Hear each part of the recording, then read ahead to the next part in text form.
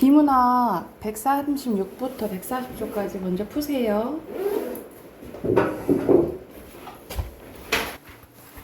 자, 136쪽 보면은 여기서 이제 과학 지문이 나왔는데 세균 잡는 바이러스에 대해서 나오네요. 문단 표시했겠지만 안 한 친구들은 문단 표시 다 하시고 총 4문단이고요. 조금 짧죠? 첫 번째 문단부터 같이 한번 봐보자. 항상 중심 문장이랑 핵심어 표시하셔야 되고요. 자, 대부분의 사람들이 병을 일으키는 원인이라고 생각하는 바이러스는 그럼 당연히 핵심어가 뭐겠어? 바이러스가 되겠죠. 그쵸? 바이러스는 완전한 생명체라고 볼 수 없대요. 생명체로 인정받기 위해서는 세 가지 조건을 갖춰야 되는데 그걸 갖추지 못했기 때문이래. 생명체로 인정받기 위해서는 첫 번째 스스로 번식하여 자손을 퍼뜨릴 수 있어야 되고요. 그리고 양분을 흡수하여 생명을 유지해야 되고 환경을 적응하기 위해서 진화할 수 있어야 되는데 이 세 가지 조건을 갖춰야 되는데 근데 이 바이러스는 스스로 자손을 퍼뜨리는 능력을 갖추지 못해서 생명체로 인정받지 못한다라는 거야. 그래서 여기서는 마지막 문장이 중심 문장이라고 보시면 돼요. 표시하시고. 그렇다면 스스로 자손을 퍼뜨리지 못한 바이러스는 어떻게 번식하여 병을 일으키는 것일까 하면서 의문제기했네요. 그렇죠? 바로 다른 생명체 세포를 이용한대요. 바로 답이 나왔네. 그치? 그러면은 우리가 여기서 이제 설명 방법 이렇게 물어보면 스스로 묻고 스스로 답해서 자문자답이 쓰였다라고 보시면 돼요. 또는 문답법이 쓰였다라고 보면 돼. 먼저 인간 같은 숙주의 몸속에 들어온 바이러스는 세포에 기생을 하는데 보통 대부분의 바이러스는 인간 몸속에 많은 세포 가운데 자신이 좋아하는 세포가 있어서 그 속으로 자신의 유전 물질을 집어넣는데요. 유전 물질의 세포 속에는 바이러스 수가 무수히 늘어나게 되고 어느 정도 이상으로 늘어나게 되면 바이러스는 세포를 뚫고 밖으로 나온대요. 그 과정에서 바이러스는 자신이 기생하고 있는 숙주 세포를 파괴하고 이에 따라 바이러스에 감염된 숙주는 피해를 입게 된다라는 거죠. 그래서 여기서는 어떻게 자손을 퍼뜨리는지에 대한 내용이 나왔잖아요. 그쵸? 그래서 이걸 포괄하는 문장은 첫 번째 문장이라고 보시면 돼요. 그래서 여기 이제 밑줄 그으시면 되겠죠. 핵심은 그대로 바이러스라고 보시면 됩니다. 그러나 모든 바이러스가 숙주에게 피해를 주는 것은 아니래요. 박테리오파지라는 게 있는데 이 박테리오파지는 특이한 바이러스는 라는 특이한 바이러스는 살아있는 생명체에 기생하는 것은 다른 바이러스하고 같지만 그럼 여기서는 공통점 나오는 거잖아요. 그치? 우리가 설명 방법하면 비교가 되겠죠. 그쵸? 숙주에 해를 끼치는 세균에 기생하는 이게 다른 점이겠지. 그치? 그러면 여기는 설명 방법이 비교되죠. 다 나와 있다라고 보시면 되겠죠. 그죠? 그래서 세균의 세포를 파괴하기 때문에 숙주에게 유익하다라는 거죠. 그래서 박테리오파지라는 이름도 세균을 뜻하는 그리스어는 박테리오와 먹는다는 의미의 그리스어는 파지가 결합해서 만들어진 것으로 의미는 세균을 먹는다라는 의미래요. 그래서 여기서는 전체적으로 뭐에 대한 설명, 박테리오파지에 대한 설명이 나온 이 문장이 중심 문장이라고 보시면 되고요.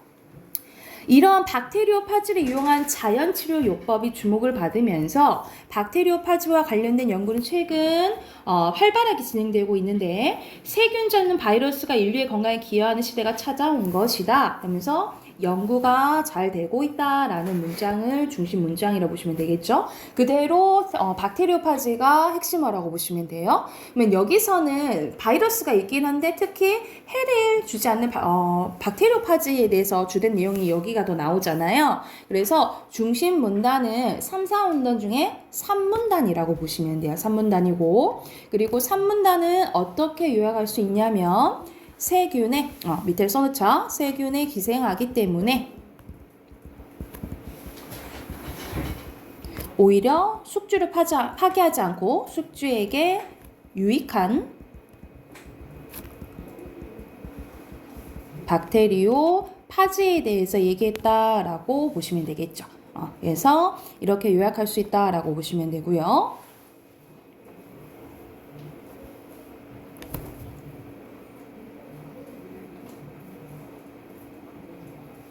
됐을까요? 자, 그러면 밑에도 여기서는 1문단의 중심 내용은 바이러스였지, 그치? 답 확인해보면. 그리고 숙주에게 유익한 바이러스는 박테리오파지죠? 박테리오파지 빈칸 넣으시면 되고. 자, 주제 한번 봐보자. 주제는 앞에 있는 설명 이제 요약을 하시면 돼요. 그러면 처음에는 바이러스에 대해서 나오잖아. 그래서 바이러스가 뭐하는? 번식하는 방법과 그리고 뒤에는 뭐에 대해서 얘기하죠? 박테리오 파지에 대해서 나오잖아요. 그래서 박테리오 파지의 특성에 대해서 얘기했다라고 보시면 돼요. 이거는 거의 이제 주제는 앞에 있는 내용 요약해서 이제 쓰시면 돼요. 자, 3번 문제 가보자. 이건 내용 일치 문제지, 그치? 여기서 나와 있지 않는 것은 자연 치료 요법이 나오긴 했죠. 근데 이거 연구 중이라 했잖아요. 그치? 얼마큼 경제적 효과가 있다고 나오진 않았어요. 3번에 5번이고요. 자, 4번에 윗글에 대한 설명 가장 적절한 거네. 그치? 여기서는 박테리오파지가 왜 박테리오파지인지 3문단이 나와 있죠. 그쵸? 그래서 적절한 것은 2번이고요. 그리고 5번의 내용, 이거 내용 잘 봐야 돼. 알맞지 않은 것은 2번, 그렇지. 여기서는 자손을 퍼뜨릴 수 있긴 있다 했죠. 그쵸? 다른데 기생해서 2번이죠. 자, 두 번째 질문도 이어서 해보자. 두 번째 질문, 쓰레기로 만든 작품에 대한 내용이네요. 그래서 말 그대로 정크 아트에 대해서 설명한 건데 여기는 총 5문단이에요. 자, 문단표 표시하시고 또 이것도 같이 한번 봐봅시다. 자, 첫 번째 문단부터 보면 과자 봉지를 붙인 그림, 다 쓴 휴지에 심을 모아서 만든 조형물, 이런 것들도 예술 작품에 볼 수 있을까? 이것도 바로 문제겠는데 바로 답이 나오네요. 정답은 그렇다대요. 자, 초등학교 때 봤을 땐 재활용품을 이용한 만들기 숙제처럼 느껴진 이러한 작품들을 모두 정크 아트라고 불리는 미술한 영역에 속하는데, 그럼 이름부터 생소한 정크 아트는 과연 무엇일까? 당연히 마지막 문장이 중심 문장이겠죠? 핵심어는 정크 아트고요. 정크 아트의 정크는 쓸모없는 물건, 폐기, 쓰레기를 뜻하는 영어의 정크에서 유래됐습니다. 즉, 정크 아트란 정이 나오죠. 그쵸? 그럼 당연히 여기가 중심 문장이겠지. 그치? 정크 아트란 생활 속의 잡동사니나 망가진 기계 부품 따위를 이용하여 만드는 미술한 영역으로 1950년대 유럽과 미국에서 시작됐대요. 그러니까 생각보다 조금 오래됐지. 그치? 핵심은 그대로 정크 아트고요. 산업혁명 이후 인류가 만들어낸 쓰레기 양은 폭발적으로 늘었고 이로 인한 환경오염도 점차 심각해지고 있는데, 인간이 쓰레기를 만들어내고 자연을 파괴하는 현실을 비판하며 쓰레기로 예술작품을 만들어 시작한 것이 바로 이 정크 아트래요. 그래서 이 정크 아트가 나오게 된 배경에 대해서 나온 거지, 그치? 주된 내용은. 그래서 정크 아트 작품들은 단순히 쓰레기를 재활용한다는 의미를 넘어서 그 속에 작가가 전달하고자 하는 메시지를 담고 있대요. 여기서는 정크 아트의 이제 특성에 대해서 나오네, 그쵸? 여기가 중심 문장, 핵심은 그대로 정크 아트예요. 정크 아트의 작가들은 지구의 자원을 활용하여 굳이 필요 없는 물건을 만들고 이를 너무나 쉽게 소비하는 사람들을 뭐 한대요? 비판한대요. 그들은 더 이상 사용할 수 없는 쓰레기를 작품에 사용함으로써 작품을 만들기 위해 사용하는 자원을 줄이는데, 이와 더불어 관객들에게 자신들이 버린 쓰레기가 어디에선가 재창조될 수 있을지도 모른다는 생각도 심어준다라고 이제 나왔네. 그래서 여기서는 작가들은 보통 어떤 메시지를 전달하는지에 대한 내용이 나오잖아요. 그래서 여기서는 첫 번째 문장이 중심 문장이라고 보시면 돼요. 핵심어는 정크 아트 작가들이고요. 결국 정크 아트 작가들은 현대인들 물질 만능주의에 빠져있는 과도한 소비를 하는 것을 비판하고 녹색 환경을 만들어내는 것을 강조한다라는 거예요. 그래서 이처럼 정크 아트 작품들은 미적 아름다움을 추구하던 예술 영역을 인간의 깨달음과 반성의 영역으로 확장시켰다. 이건 이제 정크 아트의 의의라고 보시면 되겠죠. 그쵸? 그래서 여기서는 말하고자 하는 바, 여기서는 거의 첫 번째 문장이 중심 문장, 정크 아트가 그대로 핵심어라고 보시면 돼요. 그래서 여기서 하고 싶은 말은 마지막에 많이 나와 있다라고 생각하시면 되거든요. 그래서 5문단이 중심 문단이고요. 여기서는 정크 아트에 뭐가 담겨져 있는지에 대해서 알아야겠죠. 그래서 정크 아트에 담긴 현대인들에 대한 비판과 그리고 마지막에 선생님 뭐가 나와 있다 했어? 정크하트의 의 나와 있다 했죠? 정크하트의 의까지 쓰시면 되겠죠. 정크하트에 담긴 현대인들에 대한 비판과 정크하트의 의가 5문단 주된 내용이라고 생각을 하시면 돼요. 자, 그리고 6번 문제는 각 문단에 대한 중심 내용 써져 있는 거네, 그치? 그래서 1문단은 당연히 정크하트겠죠, 그치? 그리고 4문단에 들어가는 건 작가들의 의도. 핑크 하나 채웠을까요? 자, 넘겨서 7페이지 가볼게요. 7페이지. 여기서는 간단해요. 여기서는 처음에는 정크하트가 뭔지, 끝에는 정크하트의 의 나오잖아. 그래서 말 그대로 정크하트의 개념과 의 쓰시면 돼요.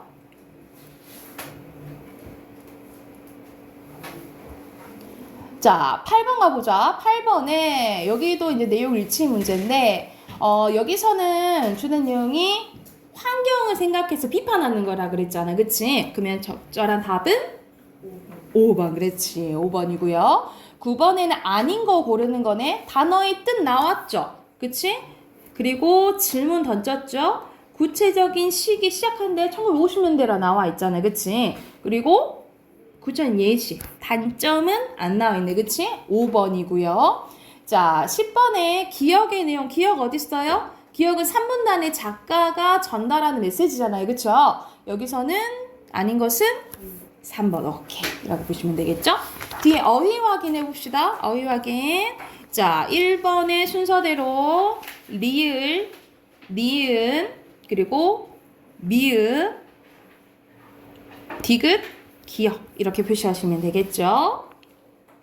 그리고 6번의 순서대로 공존, 제한, 양분이고요. 공존, 제한, 양분이에요. 그리고 9번에 일반적, 10번에 잡동사니에요. 그리고 11번에 과도한 건 심한 거, 그리고 생소한 건 낯선 거, 그리고 유익한 건 이로운 거죠. 표시를 쳤으면. 자, 여기 뒤에 142쪽 우리가 오늘 일요일이니까 다음 주 숙제 내줄게요. 142쪽부터 146쪽까지 문제 풀어 오세요. 그리고 문제 풀 때는 중심 문장이랑 핵심어도 표시하셔야 돼요. 좋죠? 여기 숙제로 해오시고. 자, 문학책 꺼내봅시다. 문학책.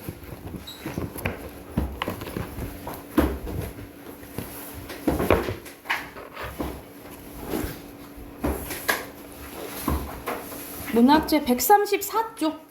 134쪽 할 차례 맞죠? 미나 앞에 한번 봐봐. 거기 할 차례 맞죠? 134쪽 피시면 돼요. 134쪽.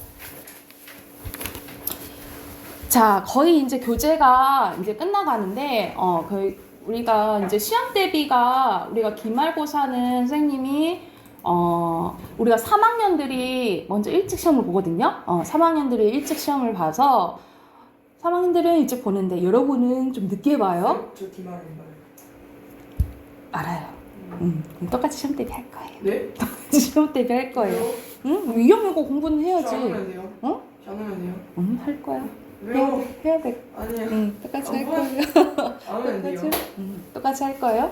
그리고 기말고사는 그래서 11월 달에 들어가신다고 생각하시면 돼요. 선생님 바로 11월 달에 들어가면 11월 때도 좀 빠르긴 한데 왜냐면 늦게 보는 학교들은 그때 끝나더라고요. 크리스마스 전주에 뭐 이렇게 끝나더라고요. 늦게 보는 학교들은. 그래서 선생님은 그걸 조정해가지고 이제 다시 한번 언제 시험 때면 들어가는지 얘기는 해줄게요. 근데 11월에 들어간다라고 생각을 하시면 돼요.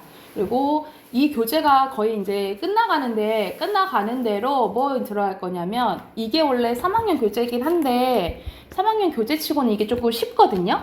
이게 우리 3이잖아. 문학 3이잖아. 근데 그런데도 조금은 쉬운 편이어서 그래서 이거 끝나고 3학년 거긴 한데 약간 고등부랑 약간 섞여져 있는 거로 이렇게 진도 나갈 거예요. 진도 나갈 거고, 여러분이 이제 어떻게 생각하시면 되냐면 3학년 때 1학기가 3학년 1학기 때까지는 선생님이 여러분 수준에게 맞게끔 진도 나가다가 여러분 내년 7월부터는 여름방학 때부터는 선생님이 고등선행을 할 거예요. 고등선행 이제 진행한다라고 생각하시면 되고, 여러분 나이 때부터 수능 그 대입이 바뀌어요.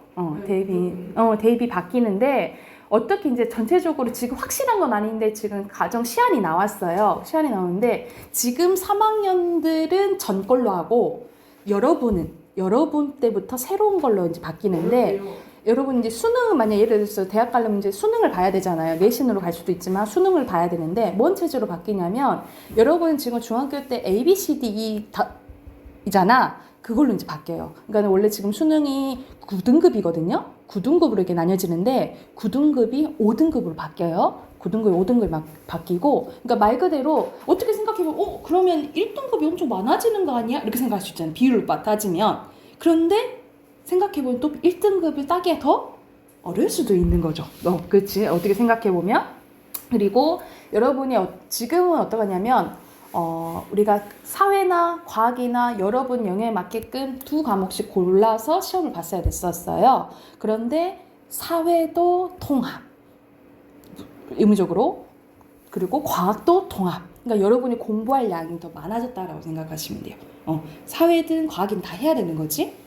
그리고 우리가 국어 같은 경우에는 총 수능으로 얘기해 줄게. 수능하면 우리가 80분 내에 45문제를 풀어야 돼요. 45문제를 풀어야 되는데 어떻게 생각하면 되냐면 10문제는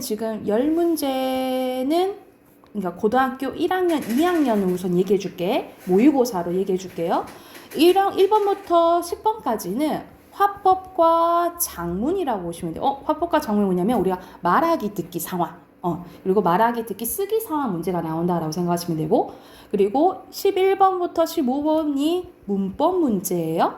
문법 문제고, 이거 순서가 좀 이제 다르긴 한데 16번부터 30번까지 문학 문제, 그리고 31부터 45번까지가 우리가 앞에서 방금 했던 비문학 문제 있죠. 새로운 지문 관련된 문제가 있어서 이거를 이제 80분 내로 이제 풀어야 돼요, 여러분. 근데 수능 같은 경우 이게 고등학교 1학년 때까지 2학년까지 모의고사 문제예요. 근데 지금 있잖아. 지금 고3 같은 경우에는 여기서 15문제 있죠. 이 15문제를 골라야 돼서 어떻게 골라야 되냐면 화법과 장문을 15문제 풀지, 문법 문제를 15문제 풀지 골라야 됐었어요. 그런데 이게 이제 없어져요. 그러니까 여러분이 이걸 다 해야 된다는 소리야. 그러니까 예전에는 화법과 장문이나 문법 중에 이제 선택을 했어야 되는데 여러분 때부터 이제 그대로 예전과 같이 이렇게 다 풀어야 된다라고 생각하시면 돼요. 그러니까 여러분은 모든 영역을 이제 다 공부를 해야 되는 거지. 그러니까 선생님이 예전에 이제 지금 체제로서는 애들한테 이제 얘기를 했지. 너네들 고등학교 1학년 가면은 네가 화법과 장문을 선택할지, 문법을 선택할지, 이거를 얼른 선택을 해야 된다라고 얘기를 했는데 이제 여러분 때는 그게 의미가 없고 다 해야 된다는 거죠.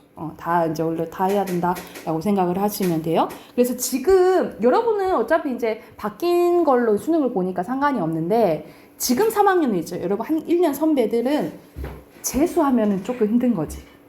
왜냐하면 재수해버리면 공부해야 될 영역이 이렇게 많아지는 거잖아. 그러니까는 차라리 여러분은 다행이라 생각하시면 돼요. 여러분은 다행이고 지금 여러분 1년 선배가 머리가 아픈 거지. 재수해버리면 완전히 이제 수능 체제가 달라져 버리는 거니까. 그래서 지금 여러분은 이 체제로 이제 알고 계시면 돼요.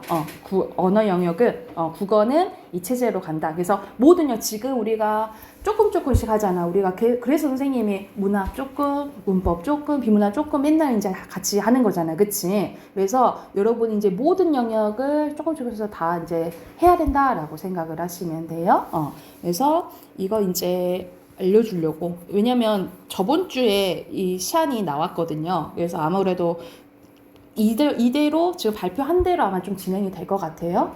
또 정권이 바뀌면은 또 어떻게 될지 모르겠지만, 왜냐면 교육 분야가 정권이 바뀌면, 대통령이 바뀌면 이제 영향을 많이 받기 때문에, 근데 아무래도 아마 지금 시안을 발표했다라는 걸 이대로 간다라고 거의 말을 한 상황이어서 여러분 이제 그렇게 알고 계시면 될 것 같아요. 그래서 여러분은 그냥 마음 편히 이렇게 해야겠다라고 생각하면 돼. 내가 볼 때는 지금 3학년들이 조금 고민일 것 같아요. 고민일 것 같아요. 왜냐면은 재수를 할 수 없으니까 재수를 하면 손해니까 최대한 이제 그 학년에 맞게끔 이제 공부해서 대학 가는 게 좋잖아, 그치? 그래서 내가 이걸 말해줬더니 누가 그러더라고. 나 재수하려고 그랬는데 이렇게 얘기하더라고. 뭐 넌 시험도 안 보고 재수를 한다 그러냐? 내가 뭐라 했거든. 근데 이제 여러분은 그렇게 알고 준비를 하시면 돼요. 좋죠? 자, 오늘 할 부분은 수필이에요, 수필. 여러분 수필에 대해서 알겠지만은 다시 한번 언급해주고 내용 한번 봐볼게요.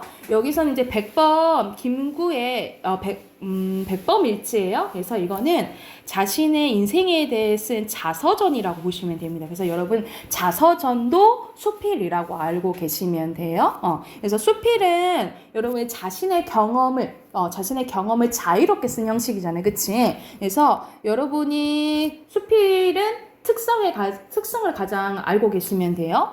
당연히 대표적인 수필이 뭐 일기, 편지 뭐 이런 것들이잖아요. 그치? 그래서 되게 이제 교훈적이고 그리고 자신의 개성이 많이 드러난다라고 생각을 하시면 돼요. 그리고 당연히 자신의 그러니까 어쩔 수밖에 없겠어? 주관적일 수밖에 없겠죠. 그렇죠? 그리고 우리가 일기 전문가, 편지 전문가 있나?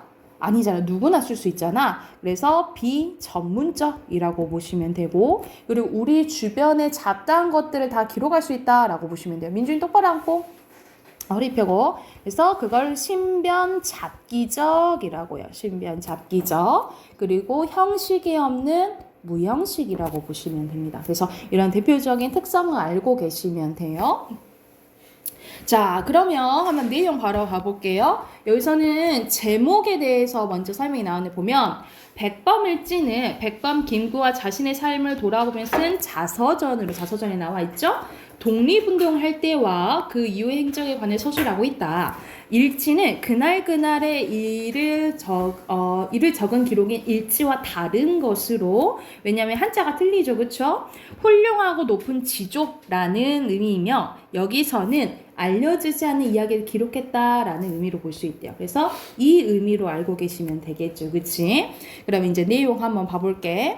일본이 우리나라를 강제로 점령한 후 1910년도 이제 얘기를 하는 거지. 그치? 첫 번째로 한 일은 애국지사들을 체포한 일이었다. 체포한 사람들을 감옥과 구치소, 경찰서 유치장에 다 가둘 수 없었기에 창고와 사무실까지 임시로 개조하여 벌집 같은 직위법 나안내 깜빵을 만들었다.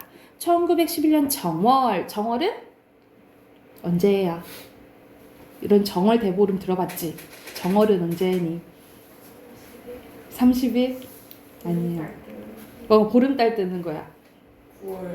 9월이에요? 10월이에요? 이런 정월 대보름. 음력으로 생각하셔야 돼요. 뭐예요? 우리 정월 대보름에 뭐해? 몰라요. 호두 까먹고 내 더위 가져가라 이거 하잖아요.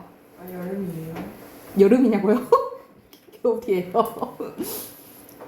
설날과 가까워. 설날이 언제야?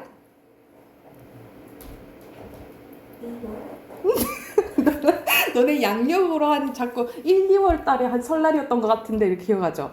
음력을 생각하면 음력이 이 음력 1월 1일이 설날이에요. 우리 설날이 우리가 양력으로 1월 1일을 뭐라 그래? 새.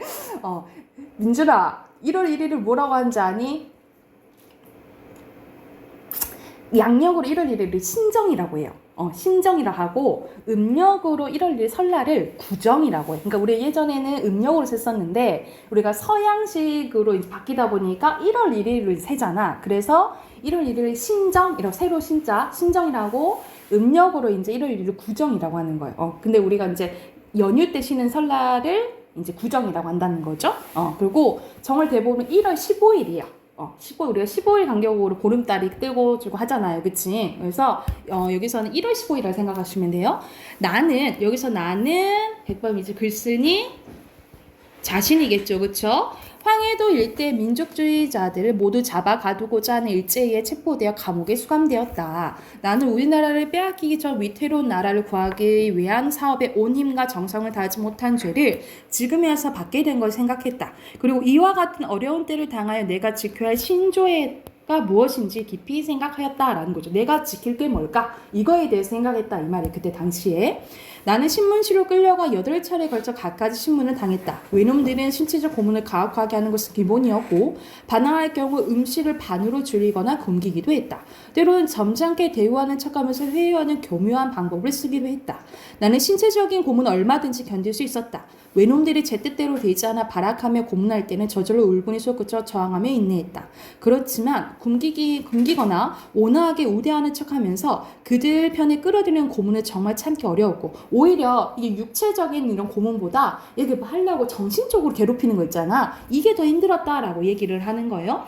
그럴 때는 오랑캐에게 잡혀 19년 동안 감옥에서 굶주리면서도 옷솜털을 씹어먹으면서까지 끝내 저리를 지켰다는 중국의 한나라의 소무 이야기를 생각했대. 그 사람 이제를 떠올리면서 그래서 옛날 이야기를 가져온 거예요. 옛날 이야기를 고사라고 하고 이 고사를 가져온 거잖아. 고사 인용을 했다라고 보시면 돼요.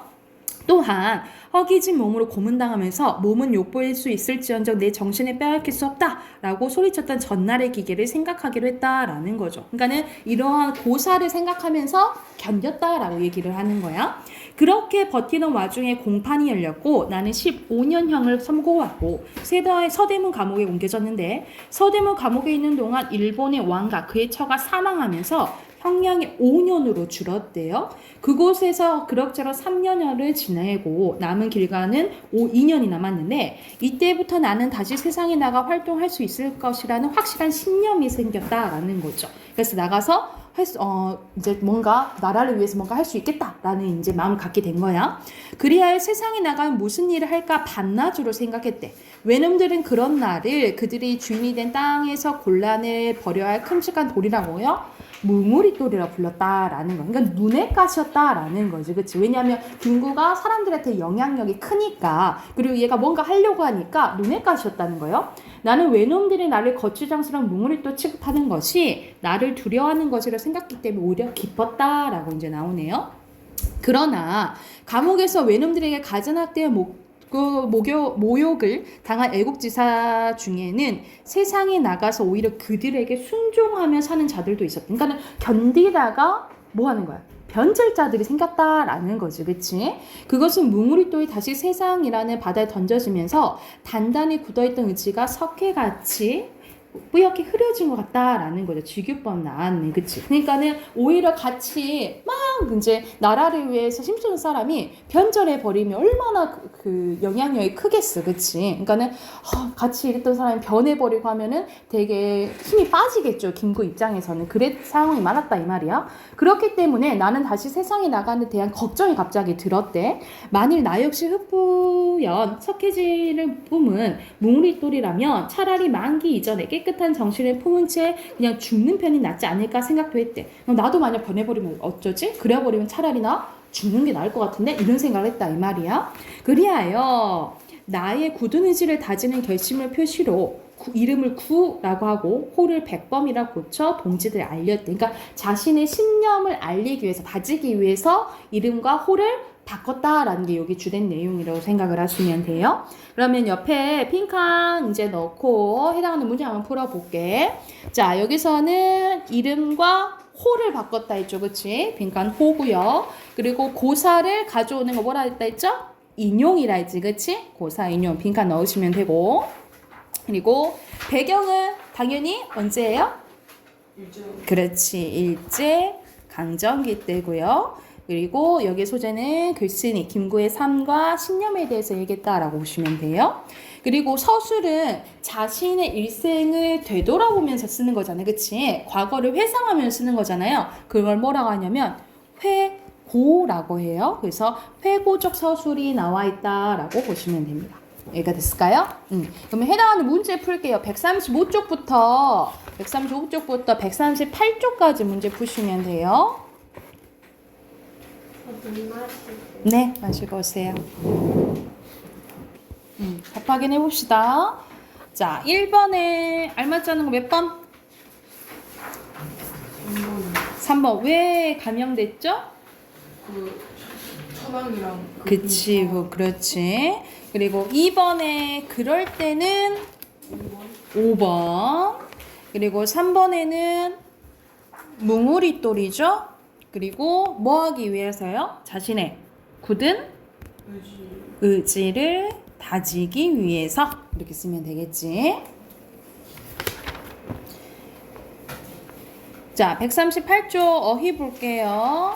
가로는 기계, 세로는 개조고요. 2번에 세로 확대, 가로 우대. 그리고 3번의 순서대로 인내, 회유, 점령이고요. 그리고 밑에는 X 표시하시면 되겠죠?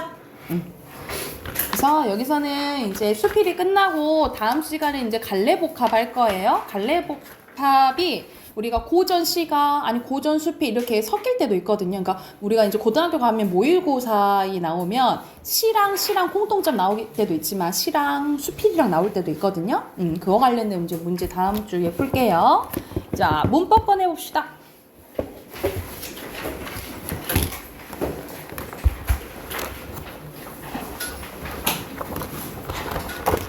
진도는 86쪽인데 아마 그 전에 거 채점 안 했을 수도 있거든요.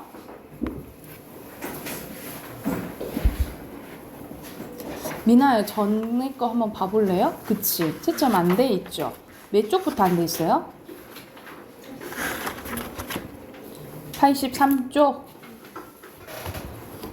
83쪽 여기 부분은 우리가 다음 시간에 애들 너네들 다 책 가져오면 그때 채점 할게요. 선생님 그때 다시 한번 선생님 기억하고 있을 것 같긴 한데 혹시 모르니까 다시 얘기해 주세요. 오늘 먼저 그럼 진도 먼저 나갑시다. 86쪽 볼게요. 86쪽.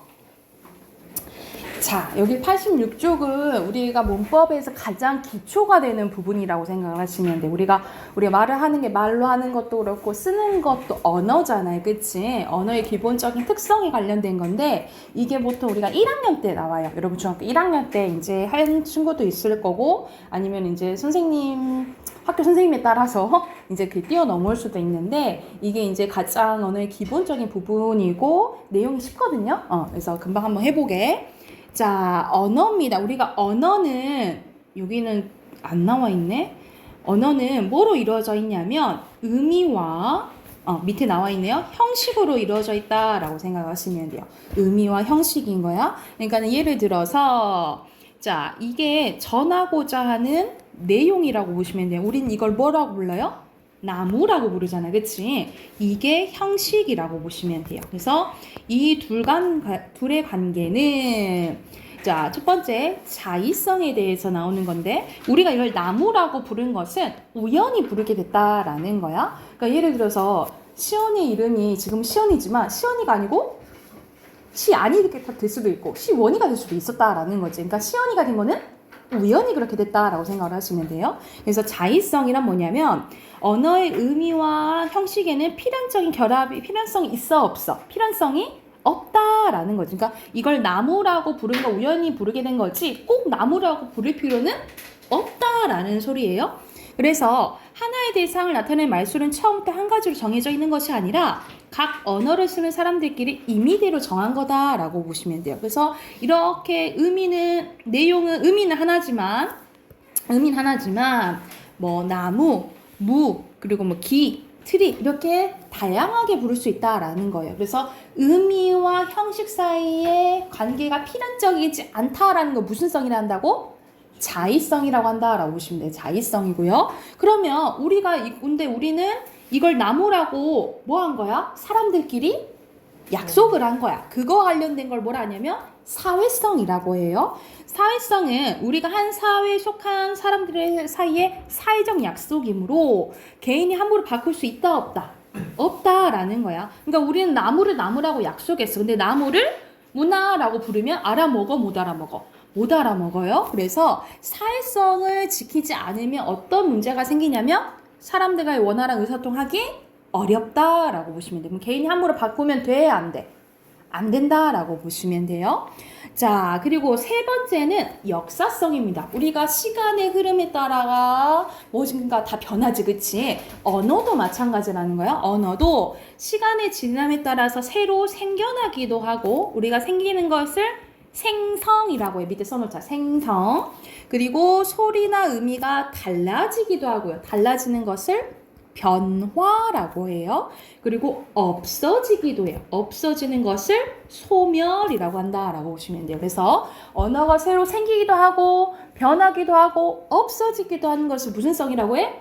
역사성이라고 한다라고 생각하시면 됩니다. 그래서 예시가 나와 있는데 물건이나 문화가 생기면서 새롭게 만들어진 말도 역사성 관련된 거예요. 우리가 스마트폰, 인터넷, 네티즌, 댓글 이런 거 예전엔 없었잖아. 그치? 새롭게 뭔가 만들어지면서 언어도 만들어지면 이건 역사성 관련된 거야. 그리고 예전에는 나무라고 했는데 지금 나무라고 하고요. 부리를 뿌리, 가희를 개, 곳을 꽃, 그림에를 그림자, 여름을 여름이라고 하는 거. 이런 식으로 변화된 거나 아니면은 우리가 다리는 우리 사람 다리만 얘기했었는데 지금은 뭐 책상 다리, 안경 다리 이렇게 부르잖아요. 의미가 확대된 경우고요. 그리고 축소는 미인은 우리가 예전에는 남녀노소 불문하고 미인이라 했는데 지금은 여자한테만 미인이라 하잖아요. 그치? 이런 거는 축소 관련된 거고 예전엔 어리다는 어리석다 이런 뜻이었고 어여보다는 불쌍하다 이런 뜻이었어요. 아유 어여뻐라 라고 하는 것 이쁘게 이쁘다가 하는 게 아니라 뭘 한다고 가엾다라고 하는 거라고. 그래서 이런 식으로 바뀐 것을 이동이라고 해요. 이동. 자 그리고 우리가 아예 없어진 말들이 있는데 우리가 지금은 숫자는 100, 1000 한자를 쓰잖아요. 그치? 근데 예전에 순 우리말을 100은 온이라 했고 1000을 즈문이라고 했어요. 그리고 산, 강 근데 순 우리말에는 매산이라잖아요. 그리고 순 강은 가람이라 했다라고 보시면 돼요. 근데 여기서는 순 우리말이 살아난 게 아니고 뭐가 살아난 거야? 한자어가 살아난 경우라고 보시면 돼요. 이건 지금 잘 안 쓰인다, 소멸했다 라고 생각하시면 되고요. 이런 것들은 벼슬 이름이잖아, 그치? 그리고 어사, 뭐 수라, 임금님이 드시는 음식을 수라상이라 하잖아요. 그런 것들은 이제 안 쓰인 단어다라고 보시면 되겠죠. 이런 식으로 새로 생기거나 변화되거나 없어진 건 무슨 성이라 한다고? 역사성이라고 하고 네 번째 가보자. 네 번째 창조성 봐볼게요. 창조성은 이거 잘 봐야 돼. 창조성, 새로운 말 아닌가? 이렇게 생각할 수도 있는데 이미 알고 있는 언어여야 돼. 이미 알고 있는 언어로 다른 또 단어를 만들거나 문장을 무한히 만들 수 있는 게 창조성이라고 보시면 돼요. 그러니까 예를 들어서 우리가 에어컨이라는 단어를 배웠어. 근데 에어컨 켜줄래? 에어컨 꺼줄래? 에어컨 바라봐. 이런 식으로 새로 이미 알고 있는 단어로 무한히 만들 수 있는 게 무슨 성이야? 창조성이에요. 그래서 역사성이 헷갈리면 안 돼. 아예 새롭게 만들면 뭔 거야? 아예 새롭게 단어를 만들면 역사성인 거야. 근데 알고 단어를 하나 배웠어. 펜이라는 단어를 배웠어. 이 펜으로 형광펜, 뭐 볼펜 이런 식으로 새로운 단어를 만들 수 있으면 그게 무슨 성이에요? 창조성이라고 보시면 돼요. 아셨죠?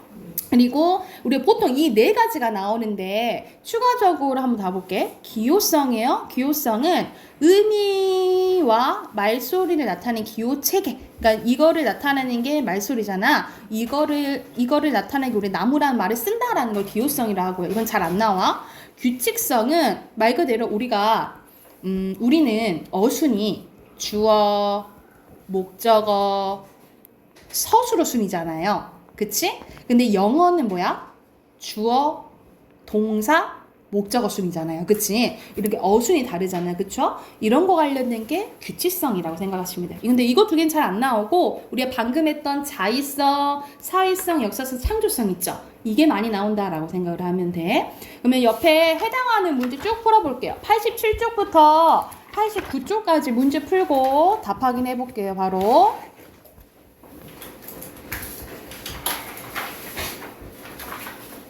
해봅시다. 답박인 87쪽 승현. 자, 87쪽. 자, 1번에 우연히 결합한 건 무슨 성이에요? 자의성이죠. 그쵸? 그리고 2번에 사회성 관련된 거는 말 그대로 무슨적 약속? 사회적 약속이죠. 그쵸? 그리고 새롭게 생겨날 수 있다라는 것은 언어의 역사성. 그리고 이미 알고 있는 단어로 무한히 만들 수 있는 거는 창조성이죠. 자, 여기서는 과거에는 계단을 버텀으로 불렀대. 근데 지금은 계단 한자로 부른다 이 말이야. 이거는 역사성이죠. 그쵸? 그리고 밥을 먹는다. 빵을 알면 문장을 만들 수 있다. 이건 이미 알고 있는 거 만든 거지. 창조성이죠. 그리고 물을 프랑스에선 오, 일본에선 미즈라고 한대요. 이거는 자의성 관련된 거. 그리고 강아지, 병아리 이렇게 이 병아리를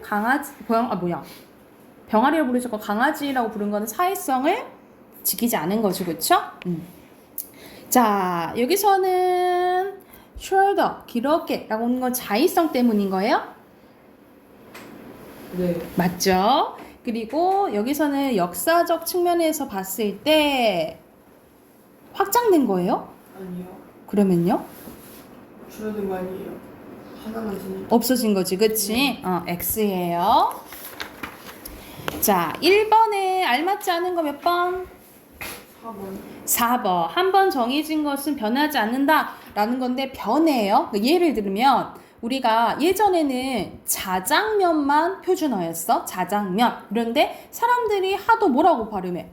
짜장면 하는 거야. 그러니까는 이것도 표준어로 인정해 주는 거야. 그래서 이거 복수 표준어. 이런 것도 그러면 시간에 따라서 변할 수도 있다라는 거죠. 그렇죠? 네. 그리고 2번에 여기서는 관련 없는 것은 몇 번이에요?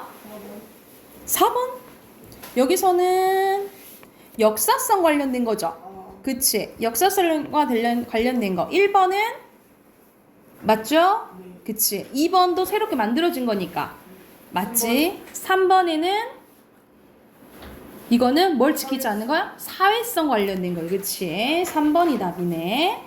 자, 3번 가볼게요. 여기서 그에 대한 평가로 적절한 것은 얘는 뭘 지키지 않은 거야? 사회성을 지키지 않은 거잖아요. 3번에 2번이고요. 그리고 4번에 알맞지 않은 것은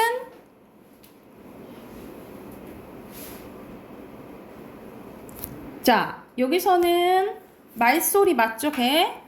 그쵸? 5번. 그리고 5번. 5번이에요. 자, 새롭게 된 거는 한 의미가 확장된 거야? 아니 줄어든. 아니면 새롭게 아예 바뀐 거잖아. 그치? 아예 새롭게 바뀐 거라고 생각하시면 돼요. 네. 이해가 됐을까요? 자, 오늘 숙제는 뭐밖에 없어? 비문학 있죠? 비문학 선생님이 22대2 풀어오시라 했고 다음 주부터 토요일 날 단어 시험 볼 거예요. 그래서 몇 대2 공부해 오시면 되냐면 11, 12대2 공부해 오시면 돼요. 아셨죠? 11, 12대2 다음 토요일 날 시험 볼게요. 아셨죠?